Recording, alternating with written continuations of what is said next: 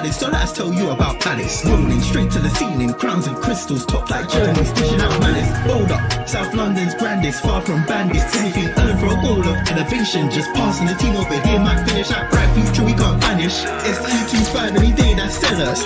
Rev up the engines, no more reverse reactions, fankers, bands on stream. Share up the team, support the dream team when eagles fly, make noise and scheme. Dare to dream or dream to dare, taking a step to become supreme.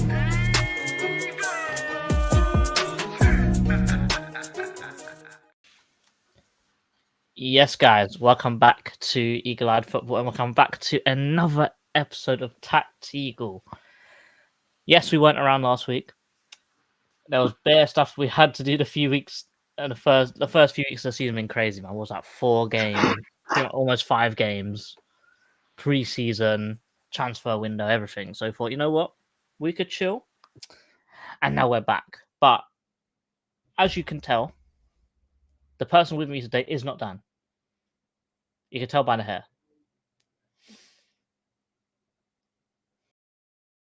Cringe. Anyway, I am here with Mr. Rich. How are you doing? I'm doing good. Can you hear me? Yes.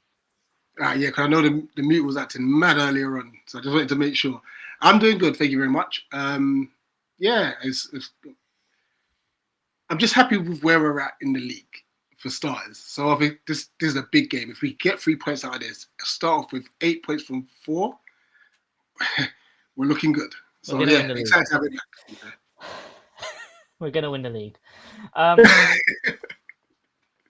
Yeah, Sunderland, a team we haven't actually done yet in TACT-EAGLE, because Sunderland haven't been in the Premier League ever since we started the channel. So, you know, this is quite an interesting one. For me, it was quite interesting. I don't know about you. Yeah, no, 100%. And I was actually quite surprised watching like some of their games back.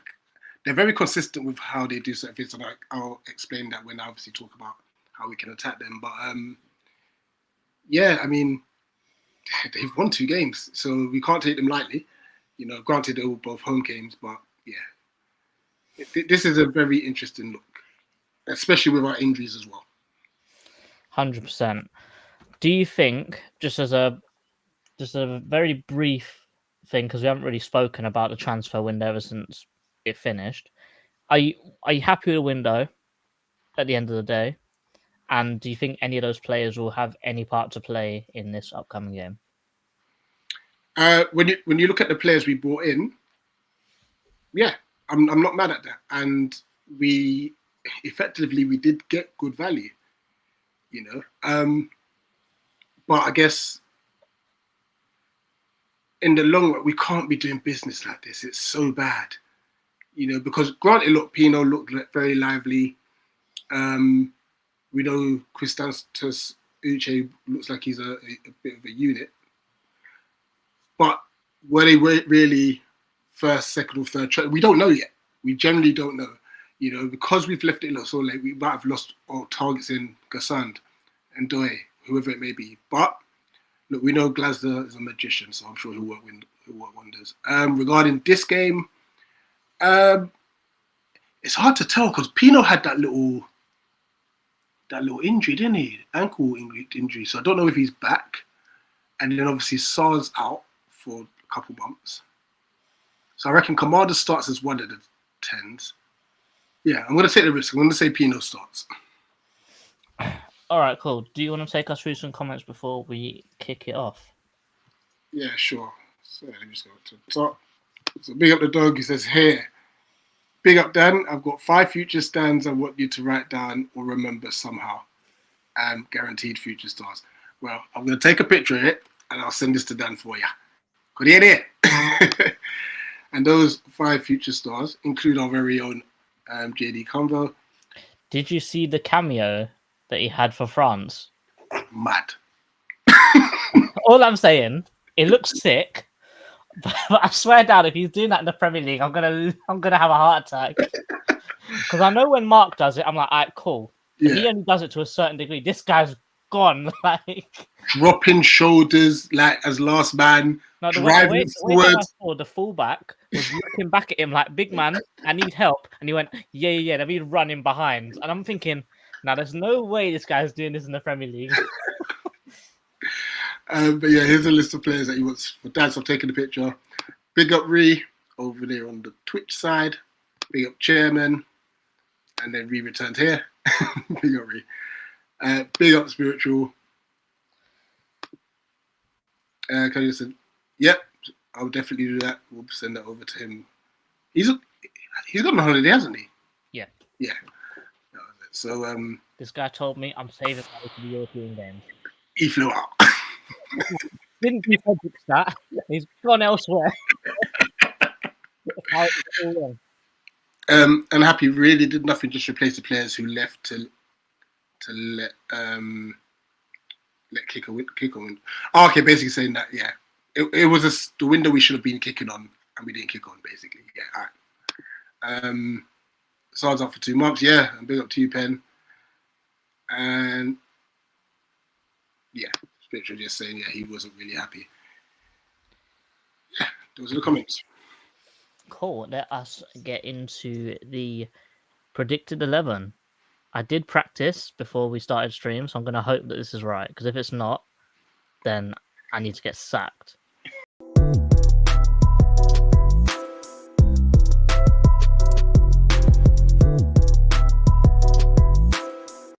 You see, when I do it, it works. When Dan does it, it's all over the place. So, I normally say this to Dan. Dan, what do we normally talk about before we get into the predicted 11? And it's injuries. So we'll go through the injuries before we even say a word. So for Crystal Palace, according to preminjuries.com, because that's the standard that we go on, Caleb Kapora has got a back injury with no return date. Odsonne Edouard's got an Achilles injury, so no return date there.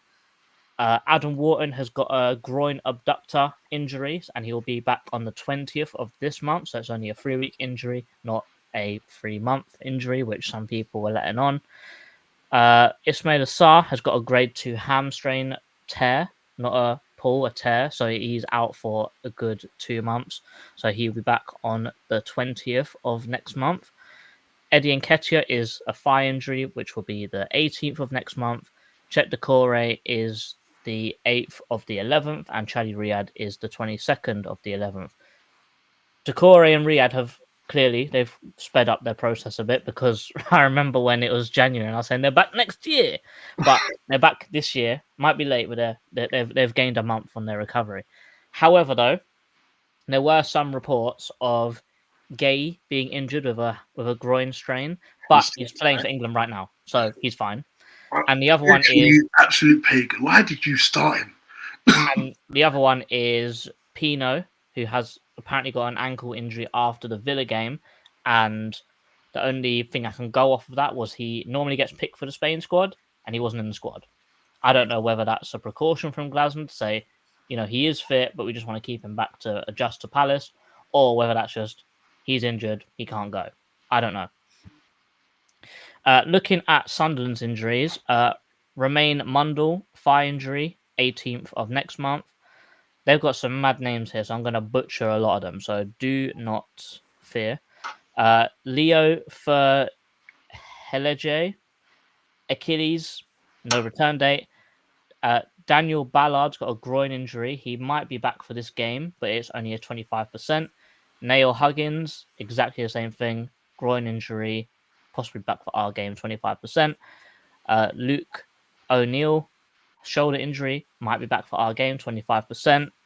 Dennis Kirkin, wrist injury, no return date. And Annabelle Aflorin Alessi, shoulder injury, no return date. So, bearing all that in mind, here is what I've gone with. And I've gone very optimistic, and I'm hoping that Pino is just a little injury and he'll be fine and he'll be back for this game. So here is what I have gone for.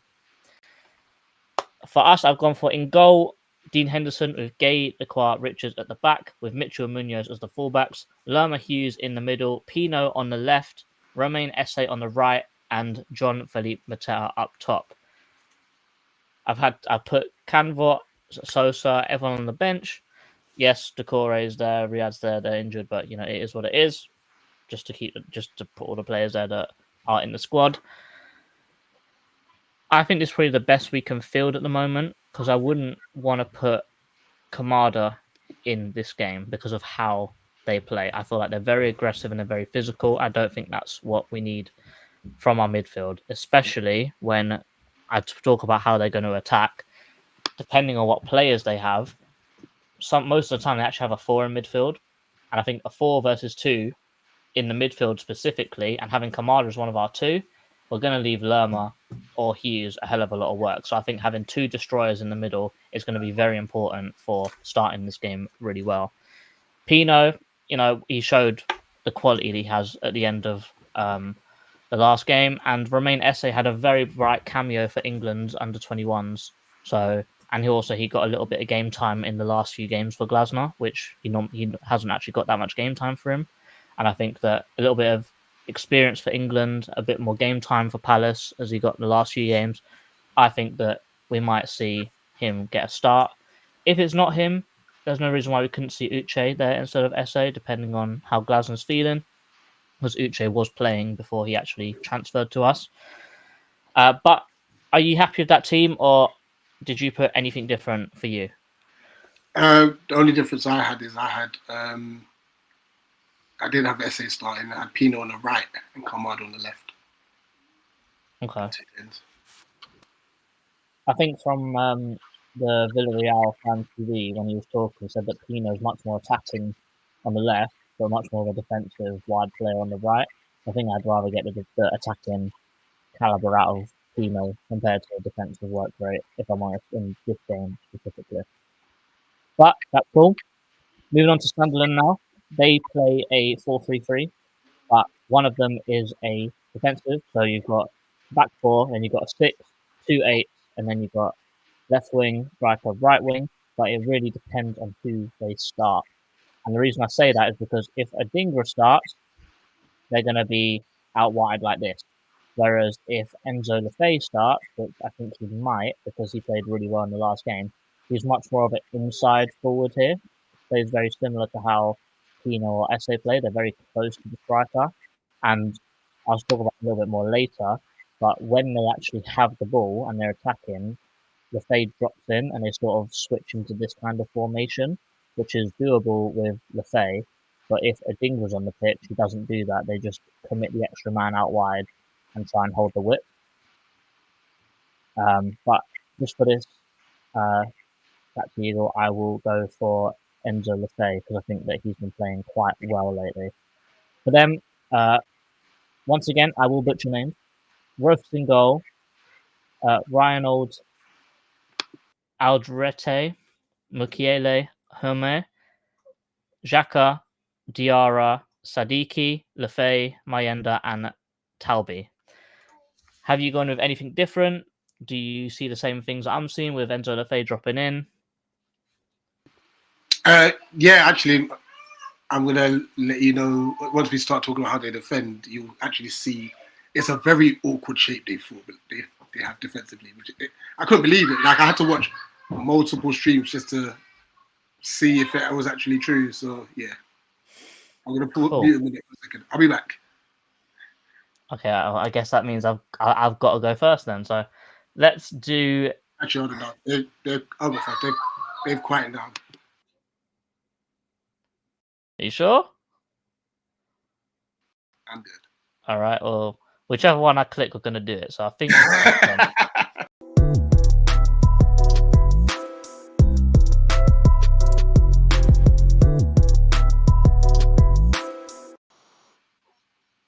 It's you. do it. Go. It's fine. Big man, that's the defense. You did how Sunderland defend. Oh, it's a Crystal Palace defense. That's why. Remember, I'm new to this. Anyway, let me put this up. So, here's Sunderland's defensive shape. Now, there's 3 features that I'm going to focus on regarding their shape and how we can obviously hurt them and attack them. The first thing is they attack in packs. Now, don't ask me why.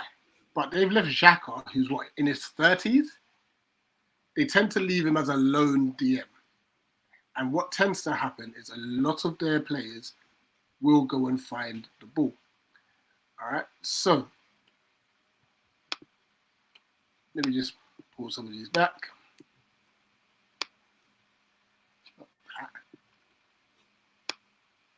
There we go. So the one thing I've forgotten this side of the ball. Give me a sec. Dan, come back. I'm gonna get sacked. Don't worry, my trademark is, damn, I forgot the ball. Where's the ball on this thing? I'll just let you figure it out. Hold on. Arrows. That's text. Put it this way: you talk about the ball, reminding me I need a ball, so I'm currently putting one in on my one. Oh, you found one already? I'm drawing a circle. Ugh. I'm just going to draw a Brother, circle. please, no. We can't be doing it. You see where the cone and the ball is in the bottom? Cone on the ball.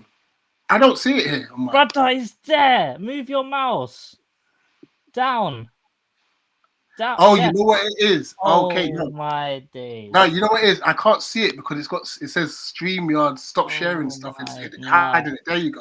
Oh no, That's why. You just stopped sharing. Yes, I know, because I couldn't see it. It was hidden behind it. There you go. Put a ball in. See? Look. There you go. But you stopped sharing your screen. I know.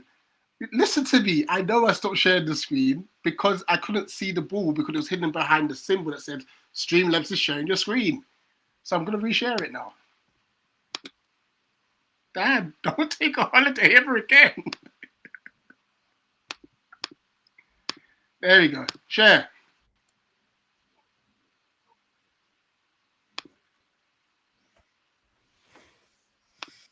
Screen. Happy days. Oh, can you see it? Yes. Fantastic. Can you see the football? Might need to make it a bit bigger. I would.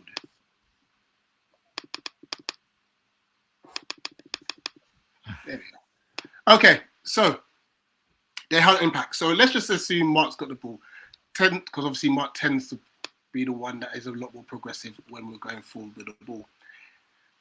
Mayenda will actually go and press. However, so would Talby, so would Enzo Lafayette. This goes into what you're saying, JC, as the fact that he will tuck in. But then Diarra will then press, and so would Siddiqui. They literally hunt impacts. And it's great for them, obviously, if they can win the ball high up in their attacking third and obviously in our defensive third. However, it brings about a big problem. They've left space. And what happened a lot, I believe it was Nathan Collins in the Brentford game, he was just doing that. Time after time after time. And we know Mark's a very good passer of the ball. You know, so that's going to obviously benefit us. That's one way we can definitely attack them and get the ball in between the lines and literally exposing the fact that they're very aggressive as a team. And this happens everywhere on the pitch. So once again, this time against West Ham, Mitchell in a half, you're still going to have literally their midfield. Get out of the way. Tucking in, I believe I've duplicated by end. Like this. Once again, hunting the packs. But who's the one player that they've left behind, JC? Mr. I want to throw my captain's armband at Arsenal on the floor. It's the Granit Xhaka. So, once again, if the right pass is made, and this could be either side, by the way, the right pass is made, we can literally turn and we're running at their back line. And that can even, there was a great pass made in the West Ham game where it was actually on Munoz's side, but let's just say it's with Mitchell, and it went straight to the front man. And I believe, who scored that goal? No, they created a chance from it. They didn't score from it. It was against West Ham. I think Bowen passed it on to Diouf, who ran in as the left wing back, and it got cleared off the line. So that's one way that they defend, and I think it's very key for us to be able to exploit those spaces. With that in mind, it is also very key for us to make sure we get our wing backs very high. Very, very high. And I think that's where the space is going to be. You know, because obviously they're going to keep this really narrow but not structured, which is ironic. But this is the space I think we need to get our fullbacks in. So if we were to somehow get this area here. So you're basically saying they don't have a defensive shape. They just sort of follow the ball around. Literally, they literally follow the ball around. That's the space. Both sides. Both sides. So even if it is across to Munoz, oops, not the blocks. The ball. Even if it does go across to Munoz, all they do is this. They literally all come across. That's Enzo Lefebvre. That's Diarra. They're all hunting in packs. And it was very interesting to see I was rewatching the game against Brentford, which they won eventually, that the pass inside 10 is still on. Always on. You know? So they've got the pass inside, or what could be done is that, if I do a jagged line, Pino. Would you say that their press is high intensity, or would you just say it's just really into space? So I wouldn't even say it's a high intensity. It's just really going into space. And I think this is another key aspect. If need be, if that option isn't there for Munoz, then that pass. Let me get rid of this box. This pass into space is a killer pass right here. You know, so that is a way we can get around them. They leave a lot of spaces. Even if it's not from the centre backs, there's always an opportunity to play that line breaking pass anywhere on the pitch. And I think what's going to be very key, in my personal opinion, is how we once again utilise JP. Because he did something brilliant against Aston Villa, which I don't think got spoken about enough. Or maybe I just wasn't listening to the right channels. But against Villa, he dropped off. And that's where Kamada then ran into that pocket here. But he also still had Saul running into this pocket here against Villa. So, once again, they're not going to be great at breaking the lines. The only issue I have is who will do the passing. Missing Adam Wharton in this game is going to... I don't think it will hinder us that much, but it's a big loss. one thing I literally just thought about as well, with you saying that. Yeah. Is there a world where Glasner doesn't play Lerma and he plays Devaney there instead, where you got Devaney Hughes in the middle? Because Devaney's been brilliant for Ireland playing in that number 8 position. Yeah. I wouldn't put it past him, because the key to it, and you know what, let's actually make that swap. The key is going to be, 1, being able to pass the ball forward, and 2, ball retention. You know, because like I said, Sunderland's shape, unfortunately, is very messy. Very, very messy. There was even one attack, they had it like this. They had Xhaka there, and all of these were lined up as a 3, like that. You know, like, there's ample space to be able to get into the final third and get into the pockets.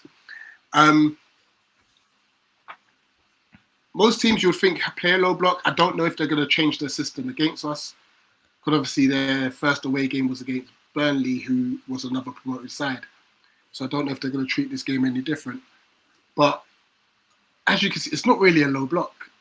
And what makes matters worse, actually, if I was to just move all the players. forward. There was a don't ask me why they've done this, but Otara scored a goal, which was given actually, and this was their shape from the counter attack.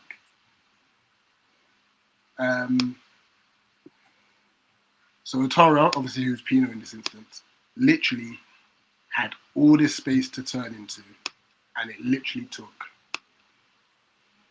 this pass. That's how the defensive shape was, and that's on the break. So it looks like chaos ball defensively for them. Mm-hmm. Whether that they're trying to get more players up the field, I don't know.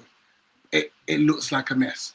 And the last bit I want to touch on regarding their defending is that they don't really like to tackle. And what I mean by that is, they like doing me and Dan like to call this aura defending. pretty much there is Virgil a massive, Van Aura, Virgil Van Delegate, one of yeah, them ones. like, all right, what it is with their midfielders, they'll put in a very, very strong challenge.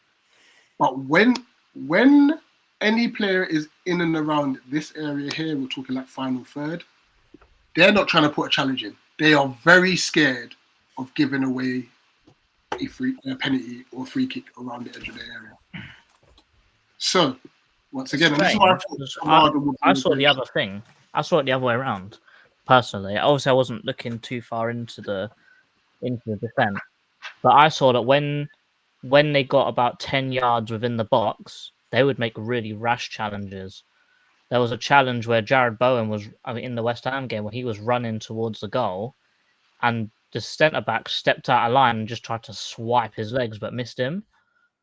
Luckily, Jared Bowen's shot went wide, but I thought that when they get close, they step up and they try and be aggressive. But at that point, they've conceded so much ground that they're giving the striker the opportunity to go past them really easily. Yeah, and that's where it, like I said, it seems like it's chaotic. They kind of go with the flow, sort of thing with their defending. So then how would we flip that around, and what's the best way to get past them? How do we attack them? How do we get 3 points? Two things: line breaking passes. That's one. So hopefully, and that could be anywhere on the pitch. And we just got to run with the ball with them.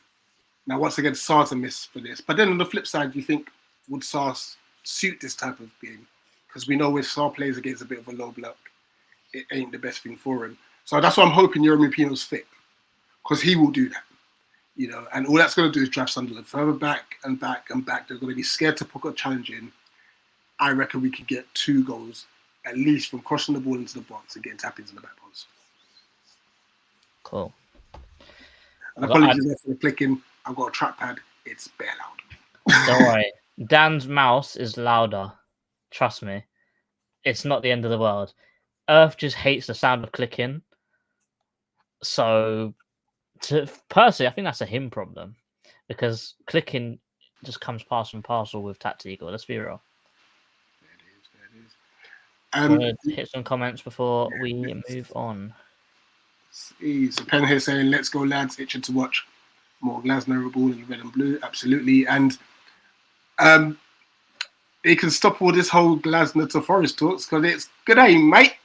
Hanj Postecoglou. Well, I saw someone said, "Oh, Marinax is trying to move fast for Oliver Glasner." I don't think he's ever moved fast in his life. He's probably 8, Nuno.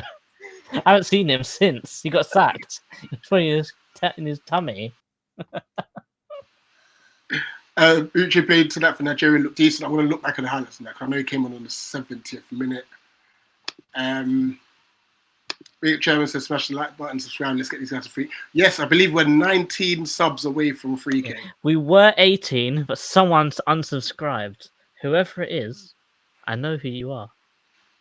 I don't. I really don't. Whoever it is, I know who you are. Big up, Gaurav. Is SA going to start finally? JC reckons so. I don't. To be honest, To be fair, it'll be hard to drop Kamada because he was one of our best players against Villa. he was brilliant against Villa. Yeah, but then you could say Villa are so wide open that it's probably easier for him to get in behind. But also with the loss of Wharton, maybe Esse does start because he might want Dachi in the midfield. Doubt it. We have to wait and see. Justin Devaney is a new Adam Wharton. You heard it here first. Esse's gonna start. Glasgow would start crying before he starts Esse. No, thanks, Gareth. I'm new to this. I'll get better at it. And yeah, I think I've covered all. Yeah, that's all. Cool. I'm going to mute. Let's move on.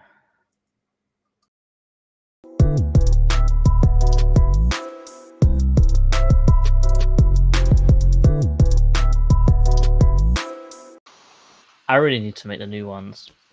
But Dan said he likes the song, so I need to try and find where the song came from.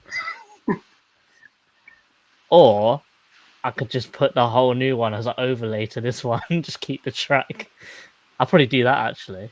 Anyway, how do Sunderland attack? Now, they attack very, very differently to how they did in the Championship. In the Championship, they were very much like us, kind of, where they'd have that talisman in the middle. You got those really creative players out wide, and they would run at the other team. They just hound them constantly. And to be fair, to be able to go from that kind of football to switch up to Premier League football, I think that's something that most managers don't do. Like, I remember when Vincent Kompany came up with Burnley, he thought he could keep playing that style of football from the Championship, where you were killing people in the Championship in the Premier League. But now it's a lot more regimented, there's a lot more defensively solid, there's a lot more low blocks just to get yourself through some games. And you can tell with Sunderland already that it is working. They have got good wins against good teams. I'm not going to sit here and say West Ham are rubbish. Yes, they weren't the best in those games, but West Ham are still a good team. They've got very, very good individuals. But because of that really smart way of thinking, you know what? We're not going to go blow for these Premier League teams. We're going to play dirty. We're going to do exactly what we need to do. We're going to get those 3 points. I think it's quite a smart thing for a manager, and quite humbling for some managers from the Championship to come up saying, yeah, I smashed the league, but I've got to change up my whole gameplay just because of the Premier League. And I rate it personally, and that's exactly what we did, and we stayed up. So they play completely differently. Back in the Championship, they had Joe Bellingham, who was in their number 10, who was running the game, and then you had Chris Rigg out wide. Two things: Bellingham's gone, and they replaced him with Diarra. Unbelievable signing. Let me just say that straight away. And Chris Rigg, you haven't even heard of him in the Premier League. So for me, very happy we didn't spend 35 million on him last year, because he's barely getting any minutes off the bench. But Diarra is an incredible signing, and he has really developed how they play football. How they attack, I already alluded to this a little bit earlier. So you would think, with how they set up, this is how they would look in their attack. They'd keep their same formation. They keep their same formation, and they'd just do what normal teams do: 1-2s, all over the top, running in behind. But that's not the case. With Adingra, that is the case. Adingra's going to stay out wide. They're going to have a lot more width presence. They're going to have a lot more runs down into this area of the pitch. But with Enzo Lefebvre, you get something slightly different. He will go out wide, and I would say he's got a very free role. But what you will see is Mayenda and Talbi, they will form a front two when they have the ball, no matter what. Those guys are the goal scorers, they're the forwards, there's the focal points of the team. I think the first place where we look really good when it comes to the defensive part of it is they actually haven't played against a free back yet. No one in the Championship really plays a free back to the level that we play it, because statistically we had one of the best defenses in the whole Premier League last year, and we haven't lost any of those players. Yes, Mark's head might be all over the place with all the Liverpool stuff, but I think he's such a good professional. I don't think that will affect him whatsoever, so I'm not concerned at all regarding that. But we have to big ourselves up. We've got one of the best defenses in the league, and that's unironic, really saying that. And with us having that free back, you could very easily put Lacroix and Richards on them and still have Mark left over for maybe covering or maybe to step up and join the midfield. So we've got a counter already sort of built in here. But let's talk about them first before we talk about us. Enzo Lefebvre, he has got pretty much a free role for this half of the pitch. He can be anywhere he wants. And the same thing is on this side of the pitch with Diarra. Yes, the midfield three is Diarra, Xhaka, and Siddiqui.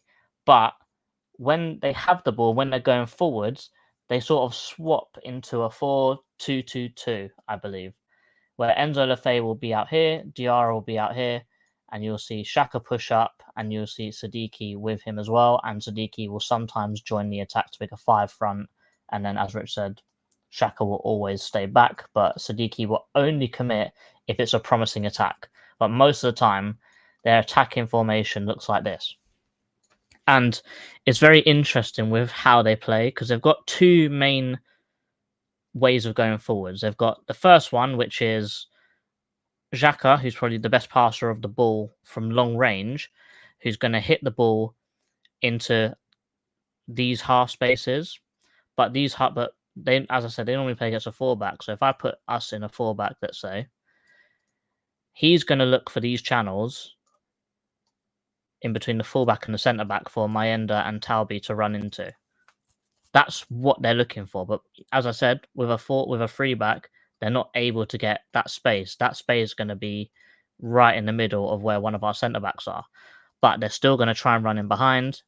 Maybe because they've got a free back, they've got actually much more straight shot to goal. Instead of having to curve your run and run in behind, they could just run straight forwards from their starting positions, which would give them a much better and a shorter run towards goal. And Lefebvre he can go out to the touchline, but he's not that kind of player. Same thing with Diarra. But luckily on the right side, Hume is a very attacking fullback, so he will run that touchline all game. Whereas Reinildo, Big R, he's not that comfortable up here. He will more happily sit back here and have Enzo Lefebvre. So when they're attacking down the wide areas, you'll see Diarra moving inside with Hume going on the overlap, whereas the other way around, you'll see Big R chilling back a little bit, and then you'll see Enzo Lefebvre here. So you see they're quite opposite on each side, and I think that's quite good in the way how it worked for us last year. So if you look at it like that, you could look at Enzo Lefebvre and say, oh, that's Eze. You know, he dropped in, made a bit more playmaking, stayed a little bit more centrally, whereas you've got Diarra, who's much more comfortable staying out wide and going inside and running in behind. So he's a bit more like Ismail Assar, if you want to think about it that way. So they've got a very versatile attack, and similar to how they defend, where they hunt in packs, that whole front line will just go all on its own. They'll go together. If it's out wide, they'll only commit 2 people, but if it's central, then they'll go all in for it. Some of the main things that I want to touch on really quickly here is if we are defending and we are sitting deep, they are very good at doubling up in wide areas. So, for example, let's say we're sitting deep. We know what they're trying to do. They're trying to get the ball in the box. They're trying to score goals. They will happily sit in this sort of area. And the main things that I want to talk about is the wide players. They're going to try and make an offensive overload where they're going to double up on one fullback. And by doing this, when the ball is over here, obviously we're going to try and commit ourselves over here. But with them in this position, they're always going to have one of the midfielders dropping deep here to create an option. If it's on this side, it'll be Siddiqui. On this side, it'll be Xhaka. But if Siddiqui's up there, Xhaka will do both areas. But the main thing is the player will advance as much as possible. The second that someone's going to get within challenging range, he's going to turn around, he's going to pop it back, and the first thing this player is going to do is lift it into the box. They have got one of the most crosses into the box and successful crosses per game of anyone in the Premier League. That is 4.3 accurate crosses per 90, and that is a 22%. And if it's 22%, basically they hit about 20 crosses into the box per game. So we're gonna have the Qua Richards. I hope you got your headgear, because listen, you're gonna be heading the ball a lot. I'm gonna say pause just in case, because I don't know if that's mad, but definitely that is one of the ways that they are very good at attacking. And Talby and Mayenda, they've scored some great headers this season, and they're very, very good at getting in between the two centre backs and jumping for the ball and hitting the ball into either corners. And they're very, very accurate at it. Once again, free back, haven't played against it before. It'll be a little bit harder to get in between them because there's just going to be more bodies in the defence when we are defending. Other things to talk about is they do like to play against high lines. You know, Mayenda, even though people don't want to admit it, he is a very quick player. You know, very quick at snapshots and this and that. I'm not going to say that they're one-dimensional like that though, because they have got a lot of utility. Because they have got Diarra, who I'm going to say is the danger man in their team. He is very... I wouldn't say he's a player like Eze, but he's some guy that can pick up the ball and he can make a little bit of magic happen. He's got that burst of pace over 5 yards. He's got a really good left foot and a really good right foot. I wouldn't say he's two-footed, but his left foot's good, but his right foot is amazing. He's able to pick a pass, able to dribble through some people, and he's also got a little bit of strength to him as well. And within the opposition box, if he's got the ball and there's an opportunity to do a 1-2 with a player, he's very good at hitting that pass, making a run, receiving the ball, and either crossing it in the box or shooting.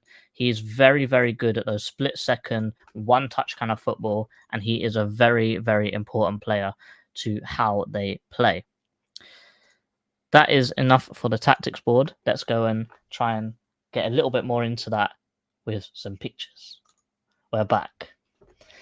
So, let me get to my paint, because my Adobe ran out. I didn't want to pay for it anymore. I never paid for it in the first place. I got it from my workplace.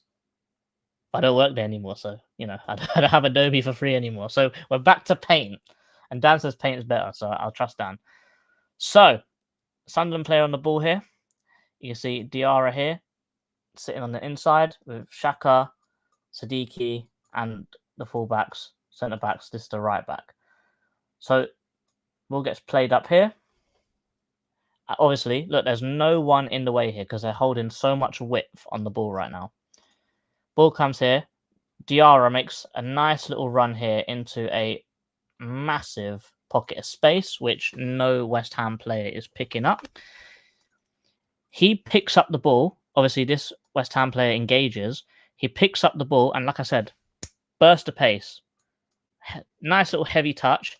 Gets around him, and you see Mayenda comes short, drags this player with him, and the second that ball gets passed to him, he runs. Loops away and he's gone. So look, he's gone.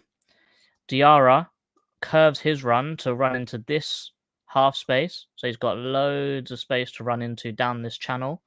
And Mayenda very cleverly, I don't know whether it's a mistouch, whereas the touch is just so heavy, but if it's a mistouch, it's still a great pass. Passes it into the line of Diarra, who doesn't take a touch and just slashes at it. The keeper makes a really good save, but it's the fact that they've just done so many one-touch passing. They've just moved the ball so quickly that West Ham are all over the place, and their whole back line is actually behind the striker, and there's nothing you can do. Look, they've got all these three West Ham players in such a small space. They've all been yanked out of their position, and they're just all over the place. Moving here to when I talk about they like to cross from deep.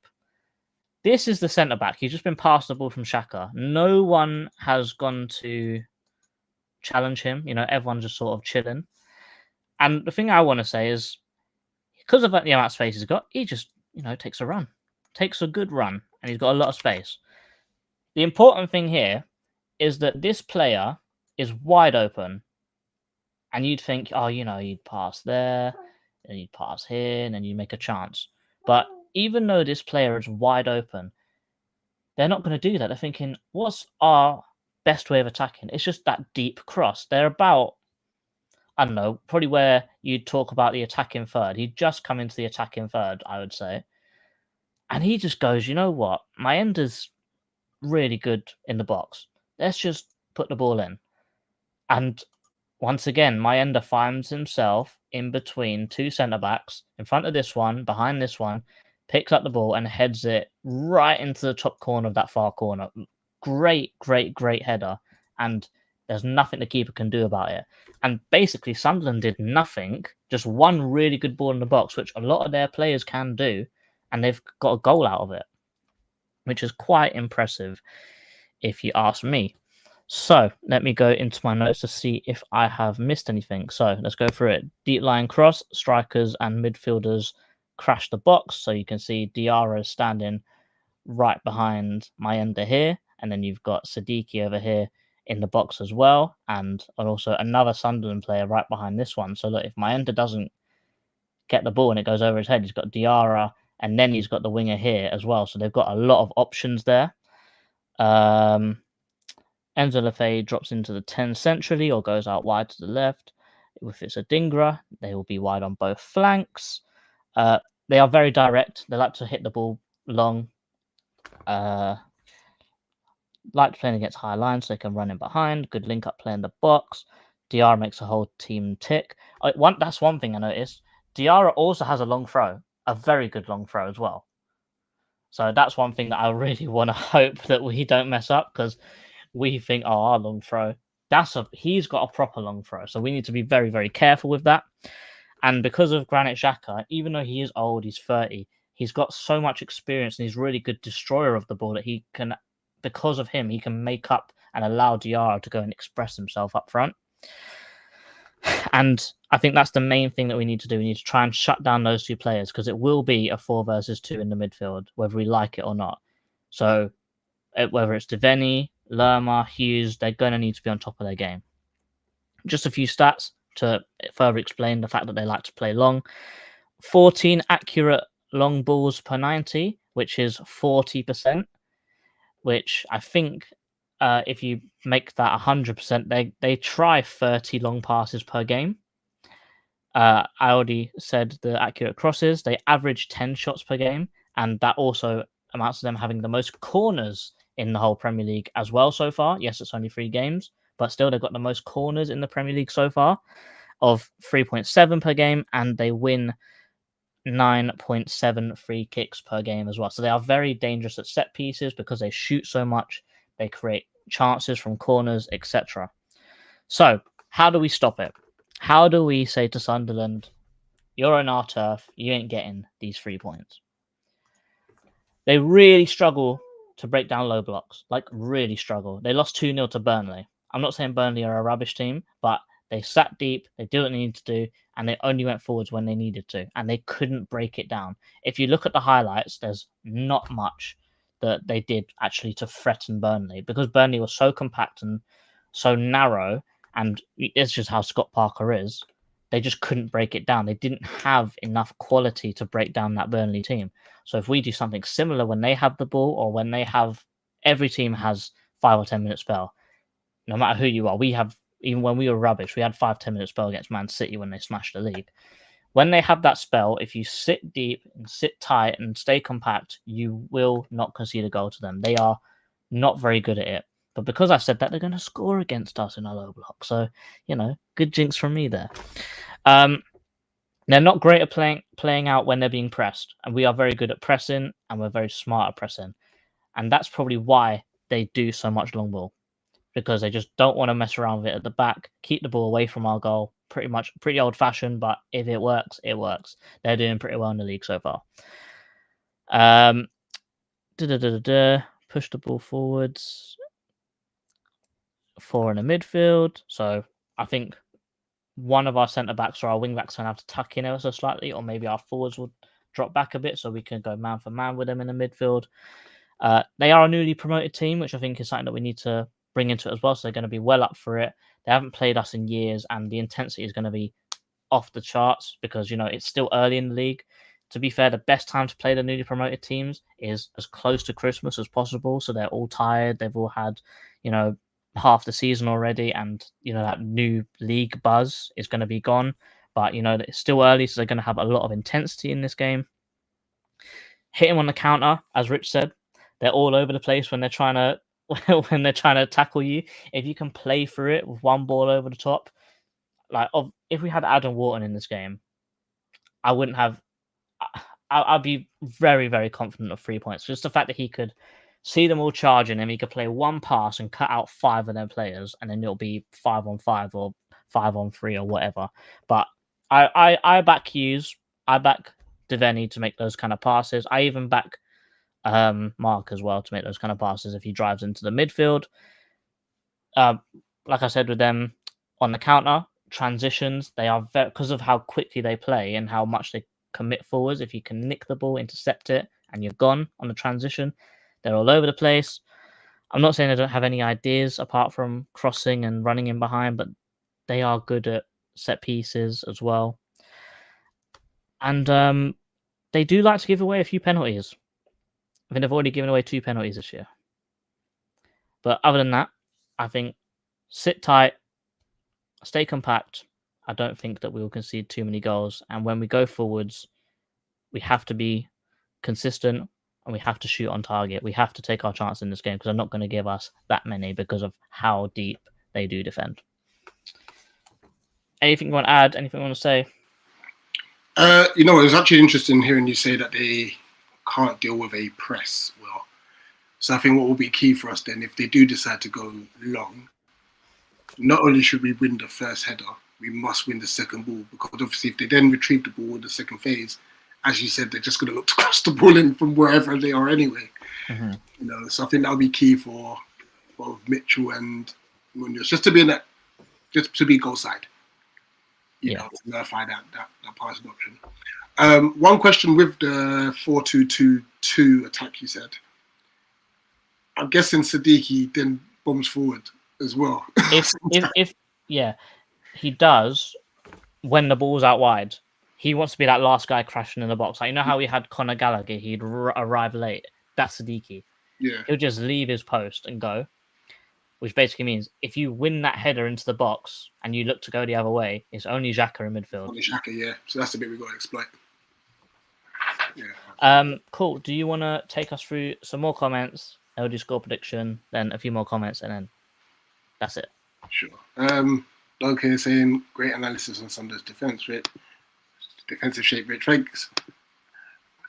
It's a lot of work, you know. It's actually a lot of work trying to find out he's play. Devaney is actually playing as a left wing back, not an 8th for Northern Ireland. That's interesting. Really? When I saw some of the game, I didn't watch the whole game, obviously. When I watched the little bits, it looked like he was playing in midfield to me. But you know, if he was playing out as a left wing back, then he's got to be better than Sosa. We got Mr. Muscles. Oh my gosh, you've got the carnival vibe, like that. You went 14th carnival, didn't you? You went cool.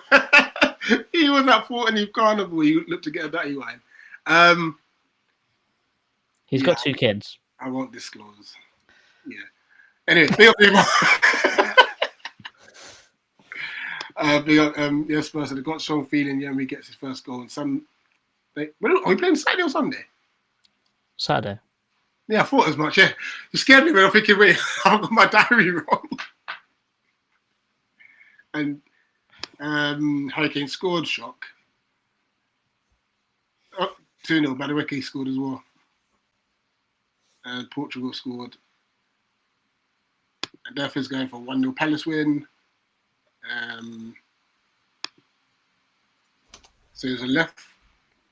Wait, the really left back corner taker for goals. I'm guessing goals is their Northern Irish nickname. Oh, snap! It's not even me. So Jason's hitting his keyboard with a hammer. And what? I think I'll do this. Cool. So, TACT-EAGLE tradition. The host always throws themselves under the bus with score predictions, so they always go first. So for me, I'm going to go first. I think that we're never very good against newly promoted teams. I've seen Sunderland do us 4-0 at Sellers Park with Jermaine Defoe. I remember Huddersfield beating us 4-0 at home and injuring Zaha for a month. We're not very good. Yes, Dan keeps telling me we're not the same Crystal Palace. I'm still traumatized from the old Crystal Palace to still accept that this is the new Crystal Palace. I don't think it's going to be a clean sheet. I'm going to have to be confident because, you know, if we want to do well in the league, if we want to get top 10, these are the teams we're going to have to beat. And that's no disrespect to Sunderland whatsoever, but this is what we have to be doing to be a top 10 team these days. Yeah. I am going to say we will win 3-1. I think Mayenda's a handful to deal with. I reckon Diarra will be the scorer for them, but I think that we'll have enough to, you know, stay ahead, do what we need to do, get the job done, get those 3 points. And then if that is the case, then what's that? 4 games. What's that? 8 points? 9 points? Great, 8 points. And that's a great start. That's an Yeah. amazing start. And then it'll be West Ham away after that.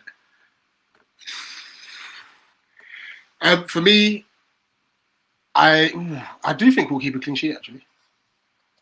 I'm going to go 2-0 Palace. Reason I say that, look, we faced tougher teams, and defensively, like those crosses to the box, it's actually the one thing I don't really worry about. You know, I think where we get maybe lapses in defence is if we do push forward, lose the ball, and then get hit on the break very quickly in that instance. So, but yeah, I'm going to go 2-0 Palace. Cool. Put your score predictions in the comments. I've seen Macapaka YT saying 2-0 Palace, Durfer saying 1-0. I don't think anyone else put their score predictions in. But, you know, if there's nothing else to talk about, I've gotten everything out there. Rich, is there anything else you want to bring up before we round out? Or are we no, we're just trying to finalise the rest of the week because Thursday, fingers crossed, we've got someone mad. So I'm just waiting for them to. They've said that they would like to have this discussion with us.